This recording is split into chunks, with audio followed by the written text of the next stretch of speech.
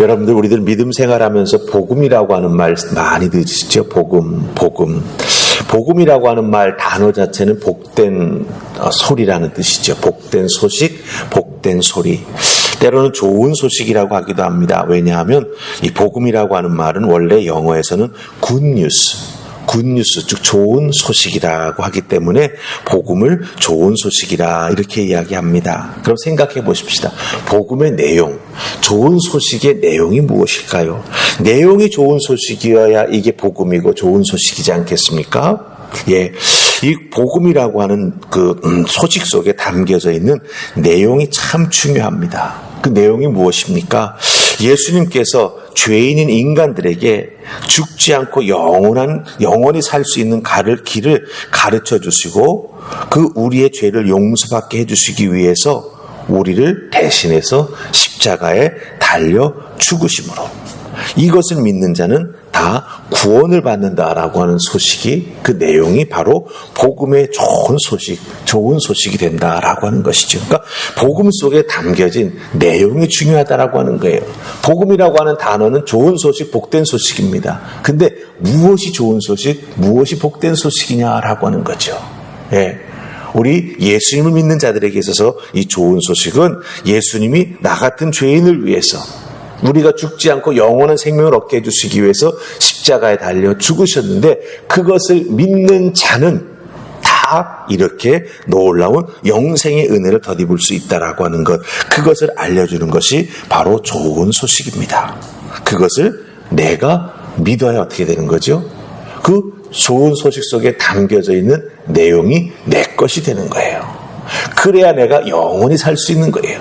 복음 좋은 소식은 이미 전해졌습니다. 근데 그것을 믿지 않으면 어떻게 되는 거예요? 예수 그리스도의 구원의 은혜가 믿지 않는 사람에게는 적용이 안 되는 거예요. 그렇기 때문에 여러분들 중요한 것은요, 이 복음을 내가 믿어야 그 복음의 좋은 소식이 내게 이루어진다라고 하는 것입니다. 여러분들이 복음을 다 믿으시죠? 아멘. 예, 맞습니다. 그렇다고 한다면 왜 내가 믿는다라고 할 때, 이 복음의 내용을 믿어야 하지 않습니까? 그렇기 때문에 이 믿음이라고 하는 걸 잘 알아야 우리가 복음을 제대로 믿을 수 있다라고 하는 거예요. 믿음 하는데 여러분들 믿음이 무엇입니까? 여러분들 사람 많이 믿어보셨죠? 사람을 믿었을 때 그 결과가 어땠어요, 여러분들? 꼭 좋은 것만은 아니었죠. 우리 어르신들이 이런 말 하더라고요. 머리 까만 짐승은 거두는 게 아니라고. 다른 말로 바꾸면 뭐예요? 사람 믿을 게 못 된다라고 하는 소리예요. 예. 하지만 우리가 이 사람과 사람 사이의 믿음은 참 어렵고 힘든 부분이 많이 있습니다. 하지만 성경에서 말하는 복음을 믿는다라고 할 때의 믿음은 사람이 사람을 믿는 것과 같은 그런 믿음이 아니라고 하는 것입니다. 그렇다고 한다면 이 믿음의 의미가 무엇인지를 우리가 잘 알아야 복음의 내용을 온전하게 믿고 구원받은 내가 이렇게 귀한 존재구나라고 하는 걸 깨달아 알고 감사하면서 신앙생활에 나아가는 이 믿음의 삶을 살아나가는 우리가 될 수 있다라고 하는 것입니다. 그래서 우리가 이 믿음이 참 중요한데 이 믿음이 무엇을 의미하는지 오늘 말씀을 통해서 좀 살펴보십시다. 자, 우리 17절 말씀입니다. 17절 찾으셨습니까? 우리 같이 읽습니다. 시작. 복음에는 하나님의 의가 나타나서 믿음으로 믿음에 이르게 하나니 기록된 바 오직 의인은 믿음으로 말미암아 살리라 함과 같으니라. 아멘. 야, 이 믿음이라고 하는 것, 좀 사실은 설명하기 쉬운 것은 아닙니다. 담겨져 있는 내용이 너무나 많이 있기 때문에. 근데 오늘 말씀에 합당하게 좀 중요한 것만 추려서 이야기하자면 이 믿음은요, 첫째는 하나님이 계시다라고 하는 것, 하나님이 존재한다라고 하는 것을 믿어야 합니다. 하나님이 존재하는 것을 믿지 아니하면 이 믿음 자체가 성립이 될 수가 없는 거예요. 우리 기독교에서 말하는 믿음은 하나님이 존재하신다. 눈에 보이지 아니하시는 하나님이 나와 함께 살아계시다라고 하는 것을 믿어야 합니다. 그리고 하나님께서 우리 믿는 자들에게 이 성경책을 주셨는데 이 성경의 말씀을 통해서 하나님 말씀하신 성경의 그 말씀의 내용이 다 이루어진다. 그 성경 속에는 하나님의 약속이 들어있는데 그 약속이 다 이루어진다. 이것을 믿어야 돼요. 하나님이 나와 함께 하신다. 하나님의 존재하심, 하나님 말씀하신 성경은 다 이루어진다. 말씀의 온전함, 그 완전함, 이루어짐을 우리가 믿어야 되고요. 또 한 가지 중요한 믿음은 뭐냐? 예수 그리스도께서 십자가 죽음을 통해서 우리에게 구원을 베풀어 주셨는데 그 구속의 은혜를 내가 신뢰하고 의지하며 살아가는 그 믿음, 그 태도를 꼭 지켜나간다라고 하는 것이 뭐예요? 바로 우리가 가져야 될 믿음의 모습이 된다라고 하는 거예요. 그러니까 하나님, 말씀, 예수 그리스도 이 부분에 대해서 우리가 흔들림 없는 내가 믿는다, 확신한다, 신뢰한다라고 하는 그런 모습이 우리에게 꼭 필요하다라고 하는 것입니다. 근데 제가 이 믿음에 대해서 설명할 때 태도라고 하는 말을 썼습니다. 태도. 예. 왜냐하면 이 믿음이라고 하는 것은요, 단순히 나 믿어 말로만 되는 게 아니기 때문이에요. 예. 그리고 또 우리가 예수님을 믿고 영접하게 될 때 감정적으로 눈물도 흘리고, 그렇죠? 감정적으로 큰 변화를 겪습니다. 근데 믿음은 그 감정만도 아니라고 하는 거예요. 믿음은 감정, 그리고 거기서 깨달은 바를 말로 고백하고, 그 다음에 어떻게 돼야 되는 거예요? 내가 삶을 살아가는 태도가 바뀌어야 돼요. 왜? 죄인에서 의로운 사람이 됐는데 옛날에 죄인의 모습을 그대로 답습하면 되겠습니까? 안 되죠. 예. 그렇기 때문에 감정이나 말만이 아니라 예수 믿고 구원받은 자로서 말씀을 통해서 하나님이 믿는 사람은 이렇게 살아가야 된다라고 말씀해 주시는 것을 내가 깨달아 알고 어떻게 하는 거예요? 내 삶의 생각과 그 다음에 태도가 바뀌어지는 거예요. 그래서 저 사람 보면은 예수 믿기 전과 예수 믿고 난 다음의 삶이 달라졌어. 이게 보여야 되는 거예요. before와 after가 나타나야 되는 거예요. 네. 이게 바로 우리가 지녀야 될 믿음의 모습이 된다라고 하는 겁니다. 여러분들, 태도라고 하는 게 굉장히 중요합니다. 왜 그런지 아십니까? 태도는요, 어떤 일이 일어나거나 혹은 자기가 살아가는 상황 속에서 내가 이 일을 어떻게 대처할까? 이 상황 속에서 내가 어떤 모습으로 살아갈까? 이것을 보여주는 게 바로 태도이기 때문이에요. 그래서 어떤 목사님이 이렇게 묻더라고요. 당신 예수 믿고 구원받았습니까? 아멘 대답하면 그렇게 딱 물으시더라고요. 그럼 아무도 나를 보지 않는 나 혼자 있는 상황 속에서 당신은 어떻게 행동합니까? 라고 물어보더라고요. 여러분들, 아무도 나 보는 사람 없으면 여러분 어떡하세요?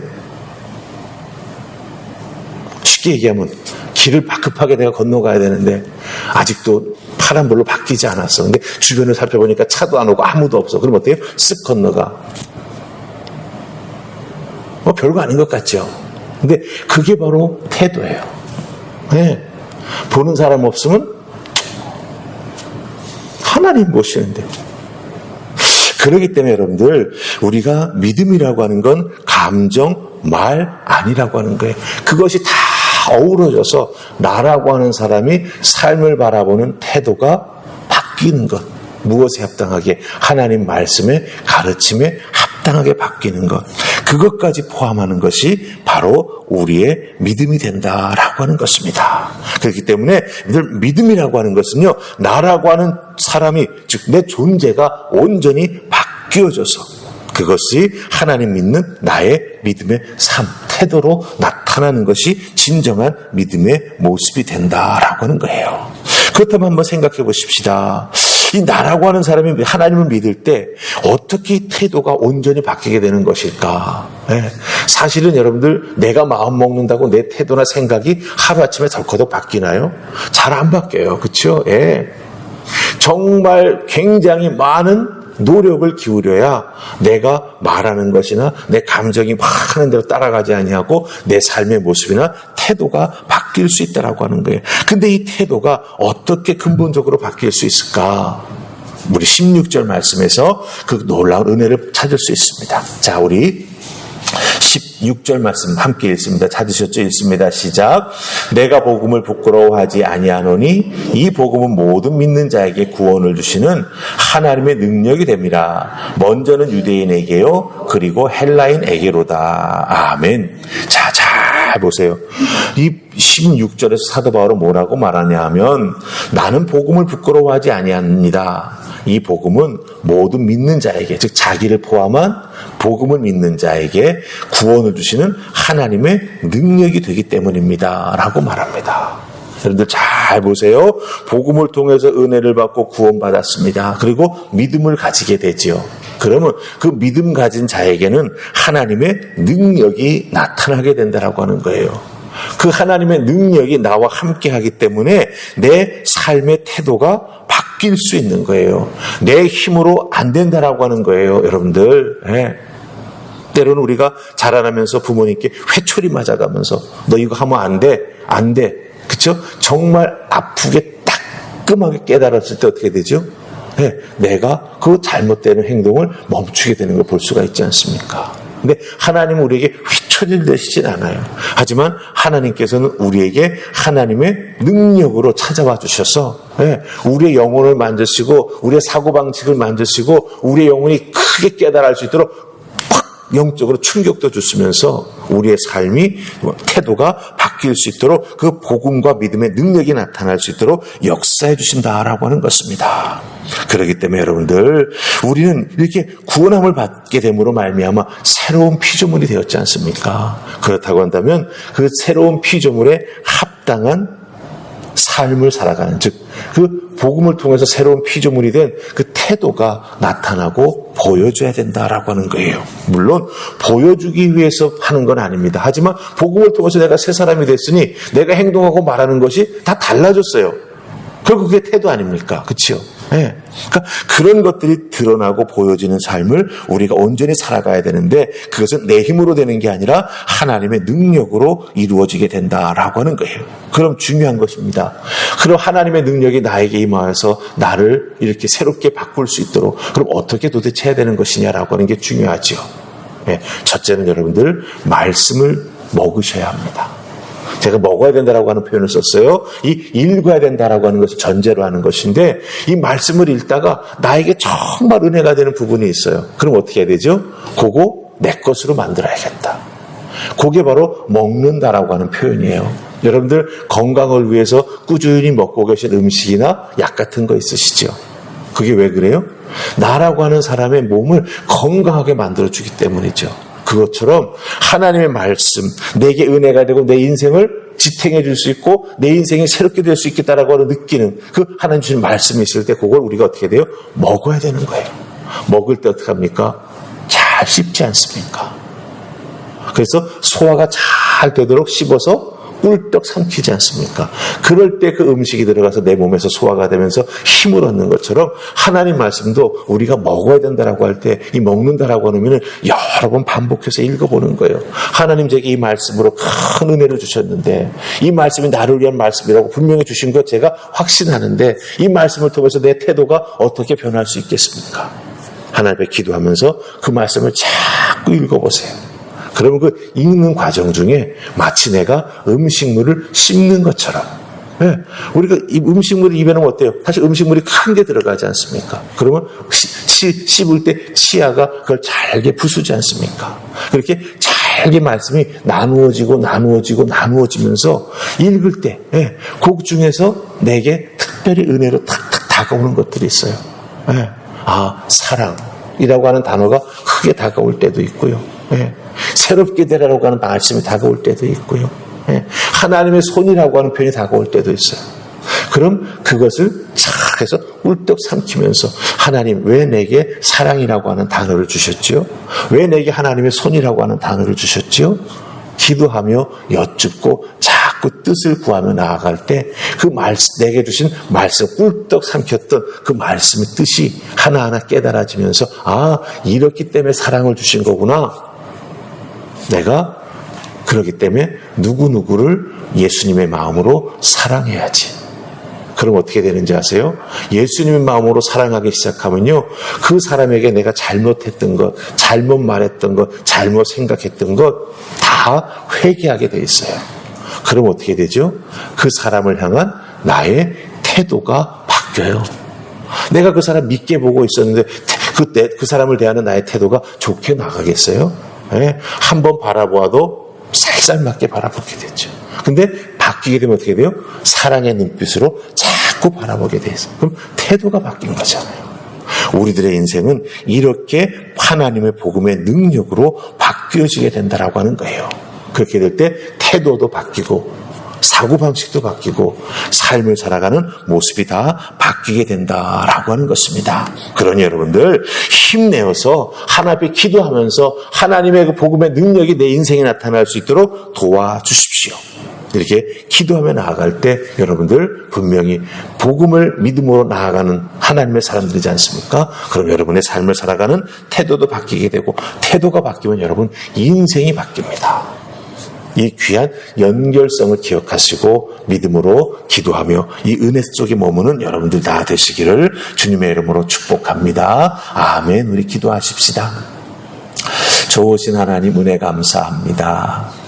우리들 믿는다 하면서도 이 복음의 놀라운 은혜가 나에게 복된 소식이 제대로 되지 못하는 것을 발견합니다. 그저 예수 믿고 구원받았다라고 하는 것에만 머무는 복된 소식이 되고 맙니다.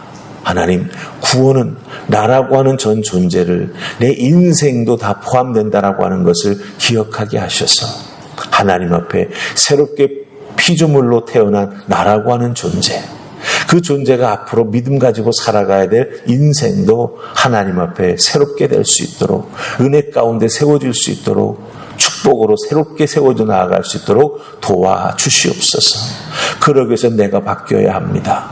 내가 삶을 살아가는 태도가 바뀌어야 합니다. 주여 도와주셔서 생각하는 것, 말하는 것, 행동하는 것 주의 은혜와 말씀 가운데 주시는 은혜로 바뀌게 하여 주시옵소서. 지키시고 인도해 주실 줄 믿고 예수님 이름으로 기도하옵나이다. 아멘.